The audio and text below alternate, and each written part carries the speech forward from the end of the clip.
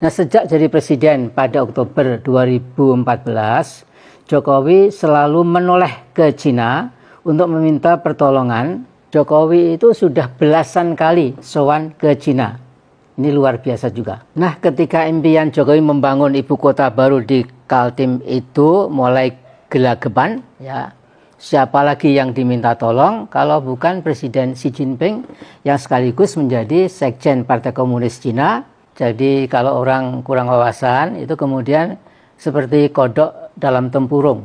Nah, jadi memang Mas Jokowi itu nampaknya memang kurang wawasan. Jadi saya ingin mengangkat masalah amat penting, yakni pembangunan ibu kota baru IKN Nusantara akhirnya akan diselesaikan oleh China atau China. Ini suatu perkembangan yang luar biasa, dahsyat dan bahayanya. Jadi oleh-oleh atau buah tangan yang dibawa Jokowi dan Luhut sepulang dari misi muhibah ke China pada akhir Juli lalu, tadi ya, telah disepakati oleh China bahwa China akan membantu penyelesaian pembangunan IKN Nusantara di Kalimantan Timur. Nah, menurut Luhut, semuanya bakal selesai dalam tempo 6 bulan kalau sudah diambil alih oleh Cina. Nah, sejak jadi presiden pada Oktober 2014, Jokowi selalu menoleh ke Cina untuk meminta pertolongan, dan Jokowi menjadikan Cina bagaikan saudara tua nan beribawa, katakanlah sebagai big and elder brother, ya. Jadi abang andalan. Malah saya menduga ada tim-tim kecil dari Indonesia yang secara periodik sowan ke Beijing untuk mendapatkan pesan-pesan, pengarahan, mungkin juga peringatan apa yang mesti dilakukan oleh Indonesia. Nah, hubungan mesra Jakarta-Beijing bisa kita lihat bahwa sejak jadi presiden, Jokowi itu sudah belasan kali sowan ke Cina. Ini luar biasa juga, ya. Pokoknya China harus dimuliakan, diistimewakan. Para TKA Cina diperlakukan secara istimewa. Nah, di antara puluhan, mungkin ratusan ribu TKA Cina, itu banyak yang mereka berbadan tegap, dan saya yakin menduga, ya, mereka itu anggota-anggota People's Liberation Army, yaitu militer Cina. Yang menarik ada kesamaan antara Indonesia dan Malaysia berkaitan dengan para imigran China itu, ya. Jadi sekian waktu yang lalu pemerintah Malaysia pernah mengeluh bahwa imigran atau turis China yang sudah masuk ke Malaysia hampir tidak ada yang kembali ke negeri mereka. Jadi mereka bergentayangan di berbagai negara federal Malaysia, banyak yang berbaur dengan China Malaysia yang merupakan sekitar 24%, hampir seperempat dari penduduk Malaysia.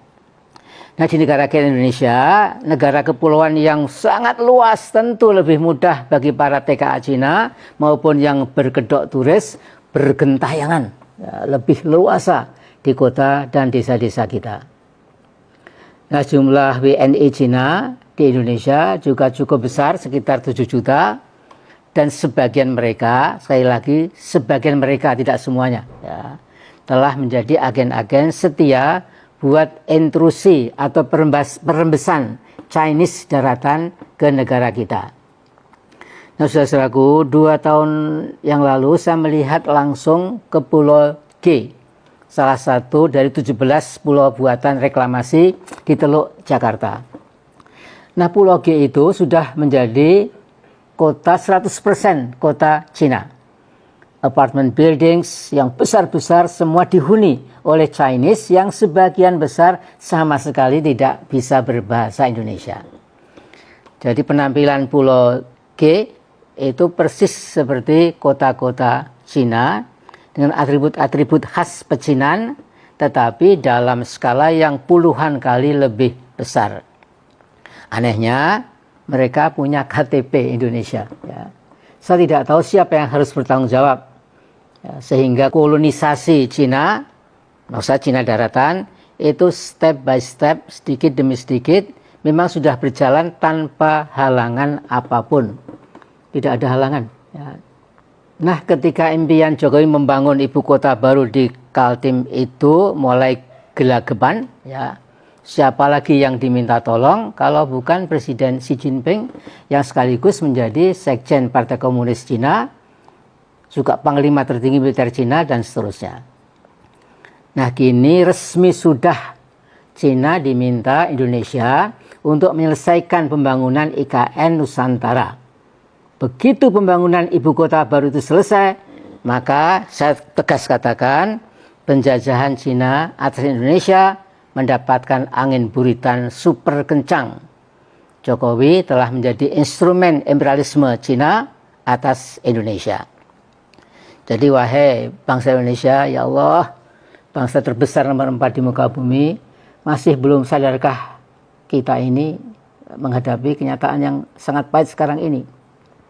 Sementara itu harus segera saya catat patriotisme Pak Nyoman Nuarta, arsitek top yang dimiliki Indonesia, yang paling bertanggung jawab dalam pembangunan ibu kota baru di Kaltim itu.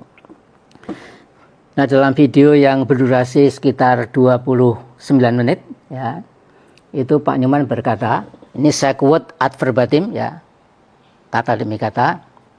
Ini Pak Nyoman bilang, ini adalah istana pertama kita yang dibangun oleh bangsa kita, bangsa sendiri, tanpa pengaruh dari mana-mana. Ini betul-betul murni dari kita, tidak ada pengaruh dari arsitek manapun. Aku bekerja supaya selesai tepat waktu. Ini saya agak merinding ketika mendengarkan Pak Nyoman itu, ya. Jadi keyakinan dan patriotisme Pak Nyoman itu tiba-tiba dirobohkan oleh Luhut yang mengatakan IKN Nusantara akan diselesaikan oleh China. Dan pasti omongan Luhut lebih powerful, ya, karena sudah seizin Jokowi. Ya. Nah, saya melihat boleh dibilang Jokowi ternyata sebuah, maaf ini istilah saya itu, mysterious quantity, ya, sebuah entitas yang penuh teka-teki. Ya. Jadi kalau melihat pendiriannya yang dimuat majalah Tempo edisi bahasa Inggris 9 Agustus tahun ini, kita bisa kaget dengan pongahnya Jokowi sesumbar, dan sesumbarnya itu jadi judul berita. Jokowi says IKN now largest construction in the world. Jadi Pak Jokowi mengatakan IKN ini adalah proyek yang terbesar di muka bumi sekarang ini, katanya. Ya. Menurut saya Pak Jokowi itu kurang wawasan lah, ya. Jadi kalau orang kurang wawasan itu kemudian seperti kodok dalam tempurung. Sampai selesai IKN cuma perlu dana sebesar 34 miliar dolar Amerika. Sampai sekarang Jokowi belum tahu dari mana dana sebesar itu diperoleh. Ya. Masih bingung, ya. Bahkan pergi ke Singapura, ya, untuk menawar-nawarkan orang-orang Singapura supaya banyak-banyak bangun rumah dan pindah, ya. Menawarkan hak guna bangunan, hak guna usaha yang sampai ratusan tahun yang nggak masuk akal, ya. Nah, saya kira ini memang kurang wawasan. Jadi coba bandingkan, ya, Pak Jokowi dengan bangunan-bangunan yang sedang dibangun sekarang ini oleh Qatar seusai membangun beberapa stadium untuk Piala Dunia tahun 2022 kemarin, ya. Nah, Qatar sekarang sedang membangun, ya, sekarang ini jadi masih going on, ya. Itu kompleks perhotelan, kompleks pertokoan super megah dengan biaya 123 miliar dolar. Jadi 3,5 kali biaya IKN, ya. Dan juga jangan pernah dibandingkan dengan berbagai pembangunan yang sedang berjalan sekarang ini di Saudi Arabia. Sejak dari kompleks perhotelan, objek turisme, berbagai taman, menara, lapangan terbang, kompleks perhotelan, dan segala macam di sebuah pulau di Laut Merah, maka dana yang sudah dan akan dikeluarkan lebih dari 500 miliar dolar. Jadi ini kan berkali-kali. Jadi jangan menyangka, waduh kita sudah luar biasa. Jadi kadang-kadang kita agak malu, ya. Nah, jadi memang Mas Jokowi itu nampaknya memang kurang wawasan, ya berkesimpulan tidak ada pembangunan di muka bumi yang melebihi dahsyatnya pembangunan IKN. Nah, saya tidak tahu tentang civil engineering atau architecture, ya saya orang awam ya. Tetapi ketika saya bolak-balik membaca ini perencanaan pembangunan Ibu Kota Nusantara IKN diterbitkan oleh Otorita Ibu Kota Nusantara setebal 20 halaman. Saya segera berkesimpulan bahwa IKN Nusantara memang proyek ngelindur seperti kata Rizal Ramli. Uang membangun kereta api cepat Bandung Jakarta yang tingkat kesulitannya jauh lebih kecil dibanding IKN. Jadwalnya sudah molor, biaya membengkak, dan entah berapa kali jadwal peresmiannya ditunda-tunda terus.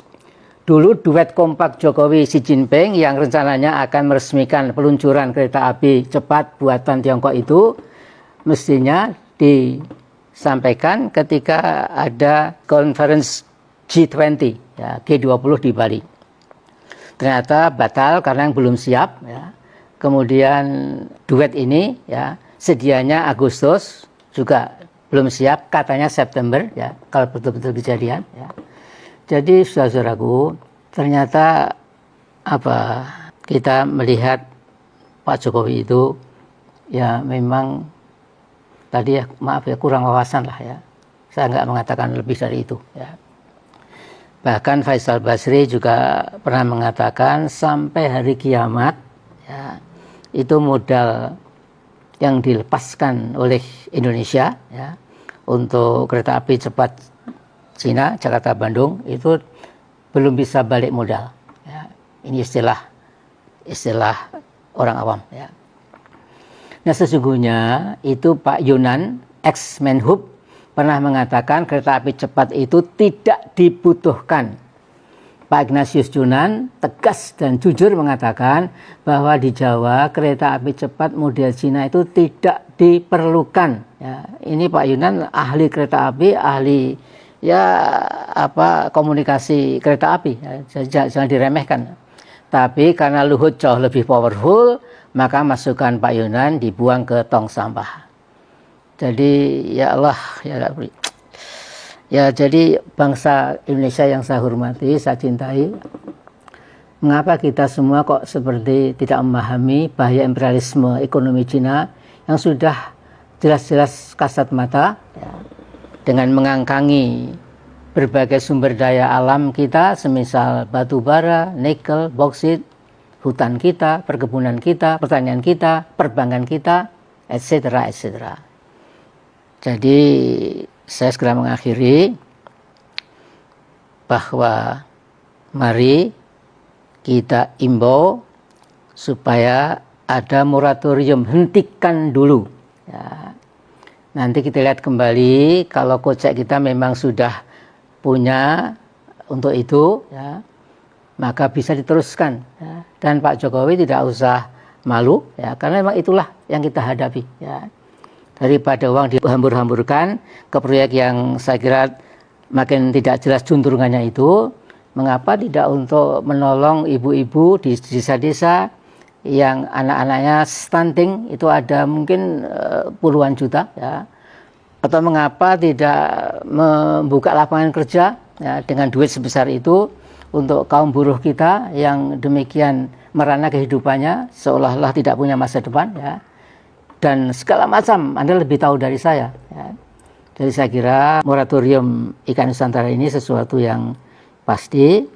Kemudian teman-teman saya, saudara-saudara di Kalimantan, Borneo, jangan menganggap kemudian saya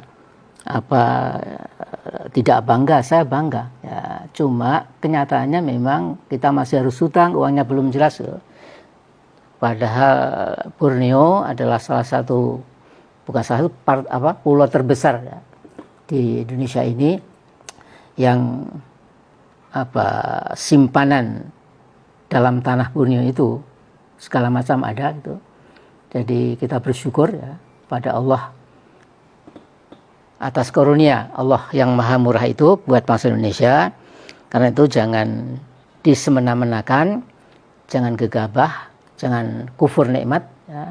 karena itu sesuatu yang memang dilarang ya di dalam agama. Nah kemudian daripada uang yang nggak jelas itu digunakan untuk IKN yang akhirnya juga akan diselesaikan oleh Cina, mengapa tidak kemudian ya untuk menolong bangsa kita yang masih lemah, du'afa mustad'afin. Anda lebih tahu dari saya lah ya statistiknya itu ya. Nah padahal Nabi kita Sallallahu Alaihi Wasallam itu pernah bersabda, irhamu man fil ard yarhamkum man fis sama ya. Jadi kasihanilah ya, bersimpatilah ya, kepada orang-orang atau penduduk di bumi ini ya. Niscaya Allah akan memuliakan kamu di akhirat kelak. Jadi yarhamkum man fis sama. Jadi Allah akan berikan rahmat ya, barokah, petunjuk dalam arti luas ya kepada orang-orang yang membela kaum du'afa. Itu dulu saya kira, mohon maaf kalau banyak yang berkenan, tapi ini harus saya ucapkan. Assalamualaikum warahmatullahi wabarakatuh.